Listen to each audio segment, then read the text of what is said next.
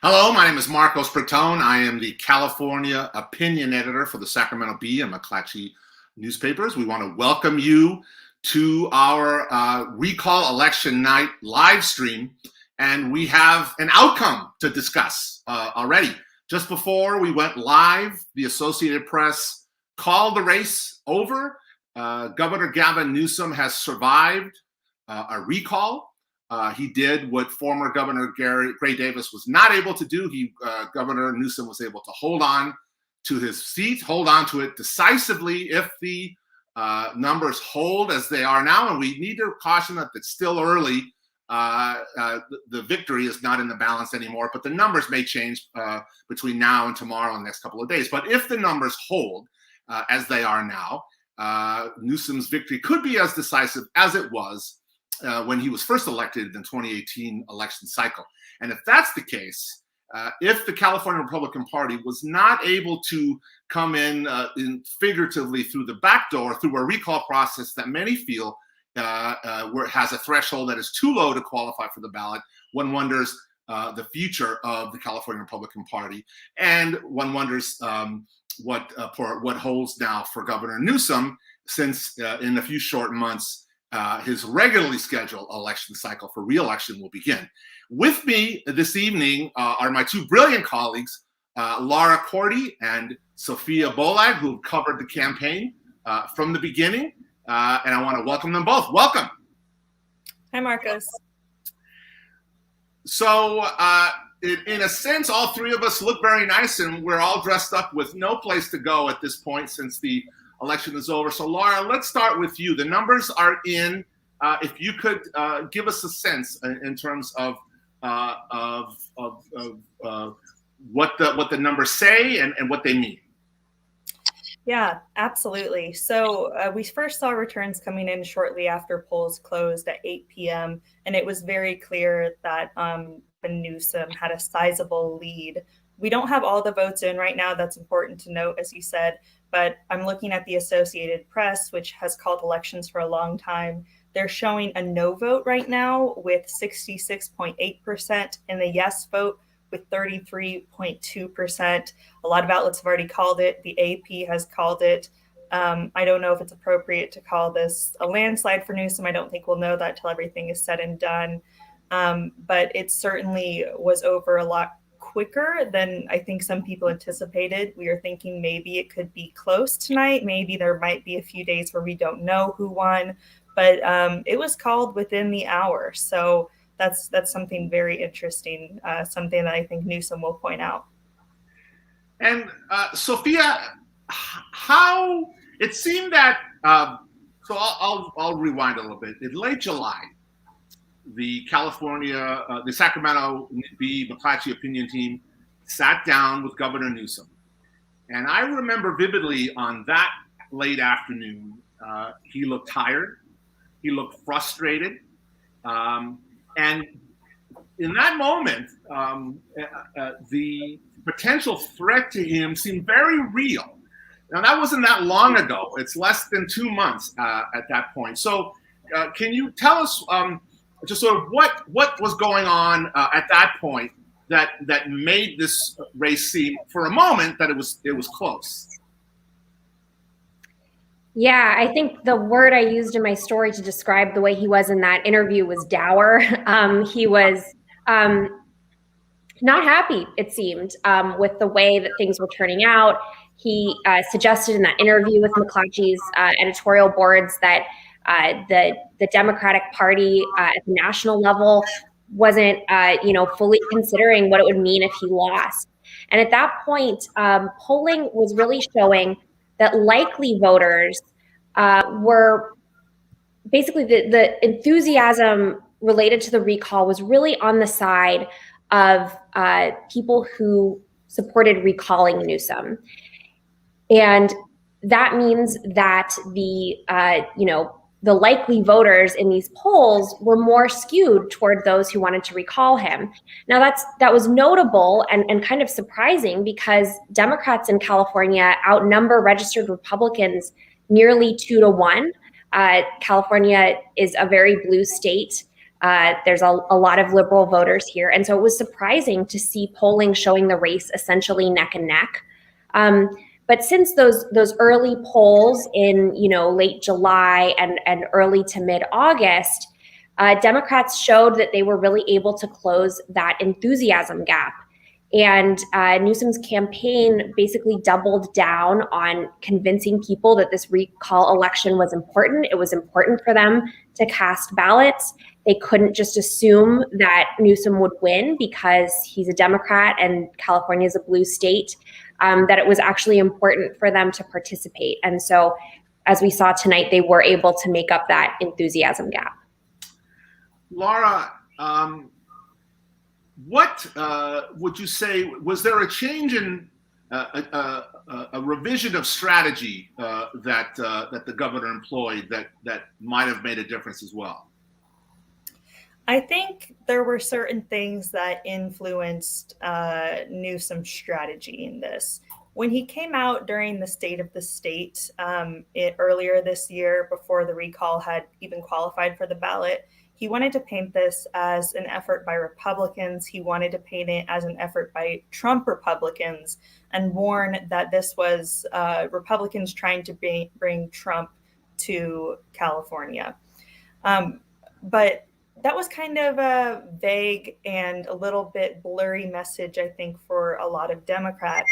Once Larry Elder entered the scene in July, I think that gave Newsom a much more tangible and clear picture to point to and say, this is the type of thing that is going to affect you.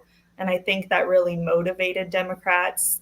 Newsom used that to his advantage multiple times, notably within the last week when there was the abortion ban at 6 weeks in Texas. That was a national point that Newsom could point to and say, hey, the guy that's in the running for this recall is anti-abortion and wants to outlaw abortion. And that's what you're going to get unless you get out and you vote for me. It's an off year. The election wasn't held on, a typical election day. So I think there certainly was a knowledge gap and a motivation gap that Newsom had to overcome. They ran a really robust ground game. They had thousands of volunteers sending texts, knocking on doors.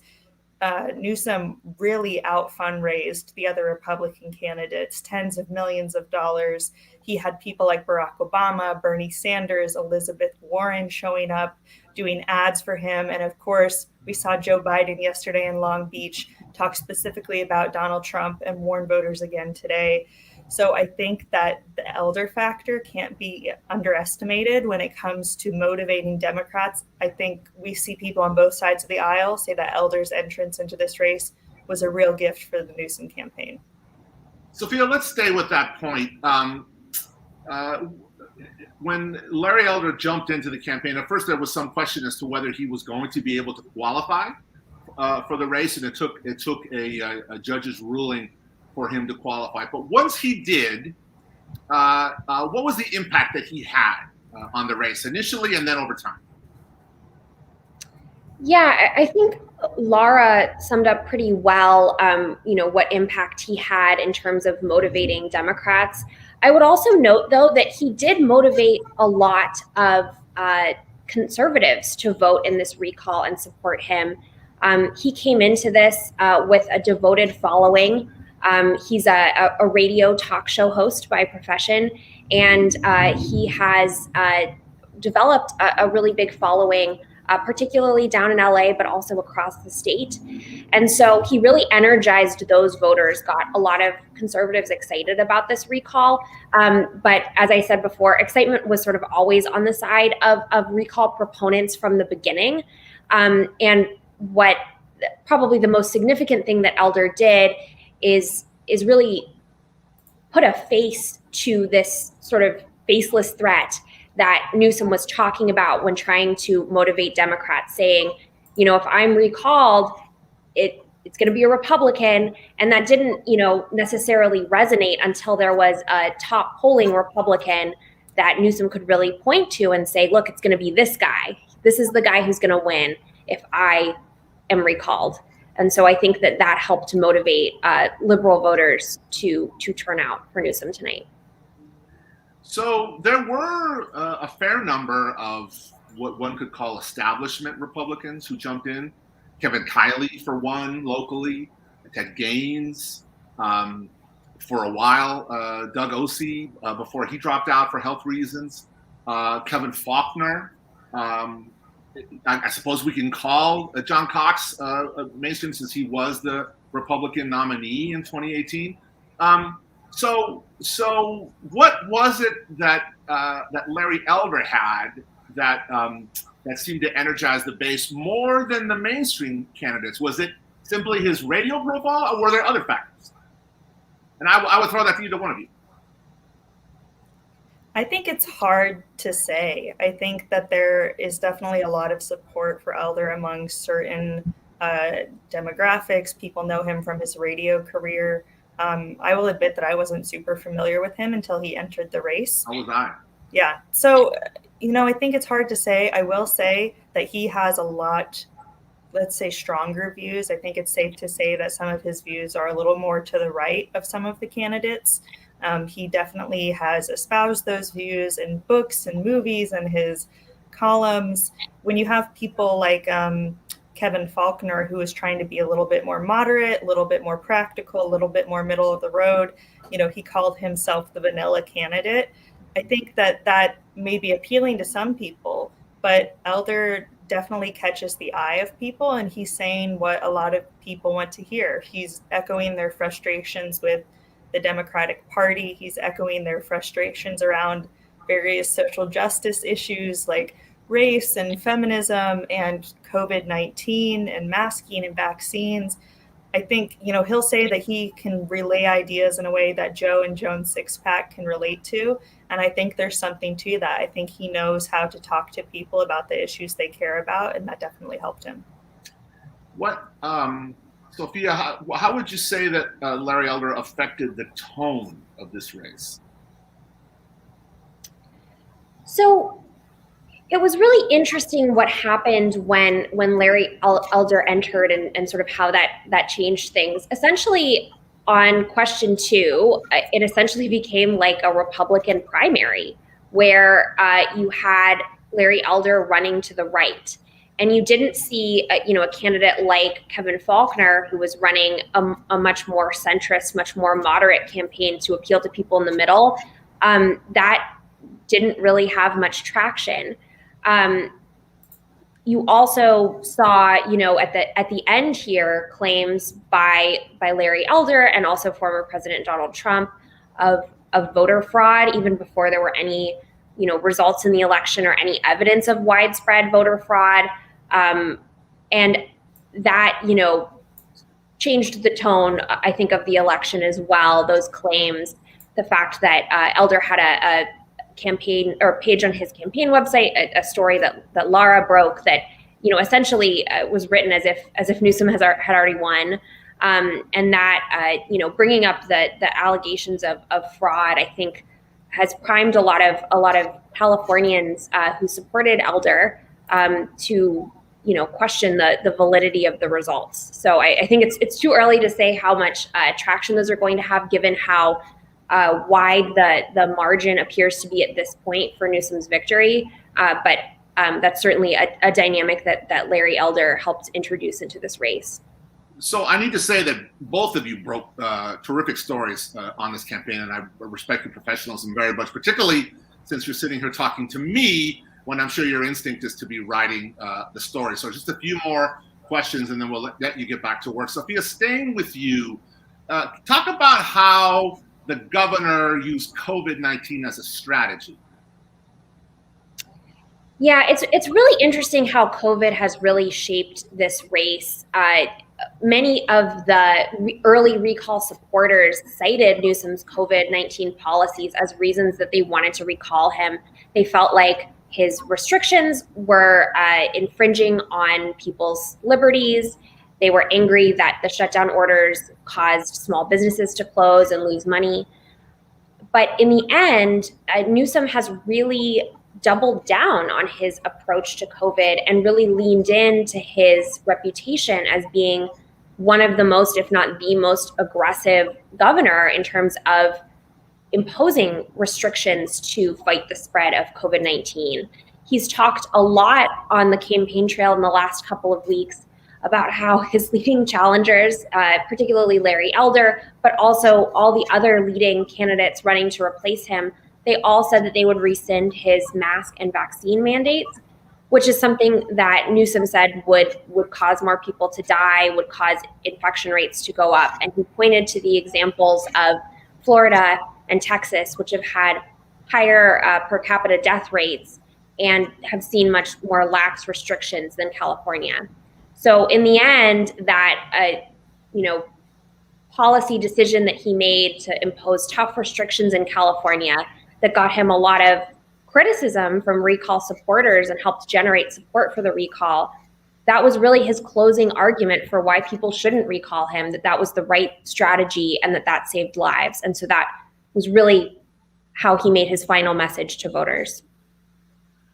Well, the numbers certainly, if the numbers hold, that certainly is a statement on that. Lara, where do you think Gavin Newsom goes from here, and how do you think Newsom and the Democrats will take this victory, and what will they do with it? That's a good question.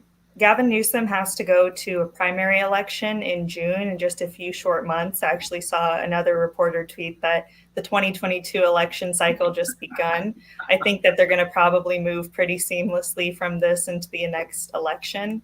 Something that I think is interesting, I've been waffling back and forth on whether this is a benefit for Newsom having such a margin, if the margins do hold, having this kind of victory, or if it's, to his detriment that he faced a recall election.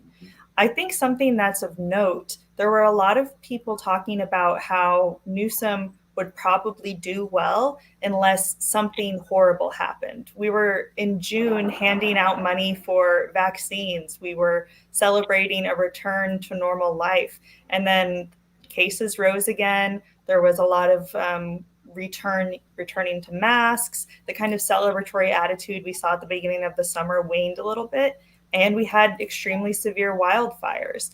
And so I think that the things that Democrats were afraid of going wrong still went wrong, and he still managed to survive. So I think that's something that they'll definitely keep in mind going into next year, what it means for his political future after the governorship.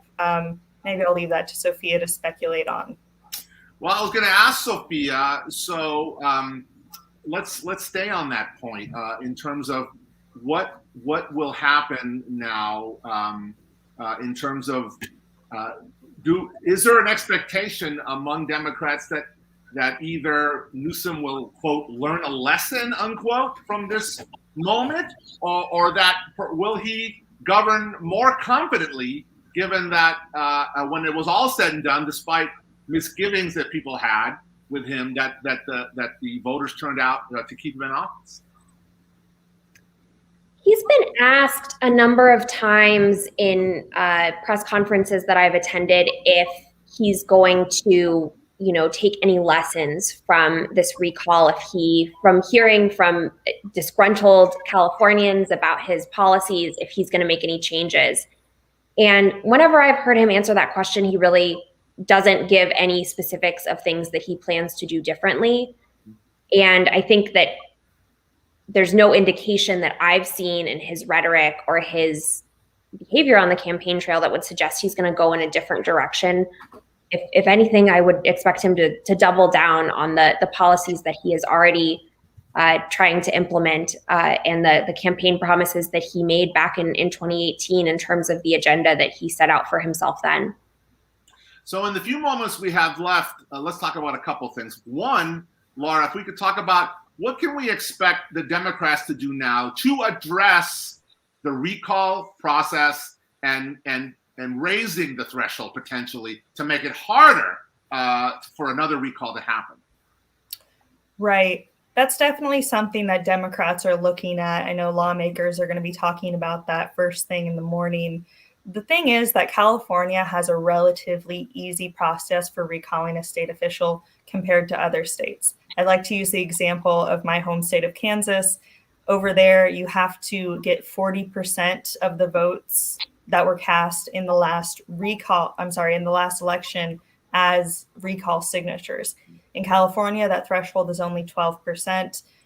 In Kansas, you also have 90 days to do it. In California, you have 160 days. And in the Newsom recall, they got an extension. So they got an extra 120 days.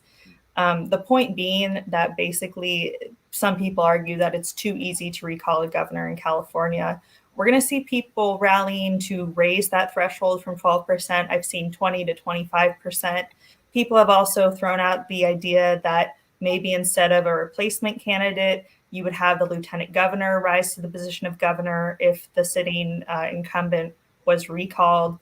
There's also a concern that a small percentage of votes can go to a replacement candidate, but they could still win the governor's seat.